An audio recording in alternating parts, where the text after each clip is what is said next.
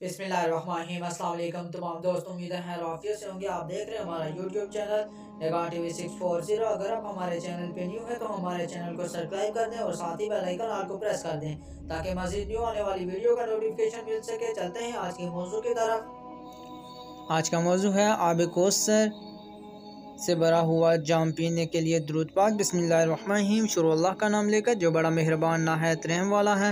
अल्लाहुम्मा सल्ली अला मुहम्मदिन व अला आलिहि व अस्हाबिहि व औलादिहि व अज़वाजिहि व ज़ुर्रिय्यातिहि व अहलिल बैतिहि व अस्हारिहि व अंसारिहि व अशियाइहि व हिब्बिही उम्मतिही वालैना माहुम अजमाइन या अरहमर राहिमीन।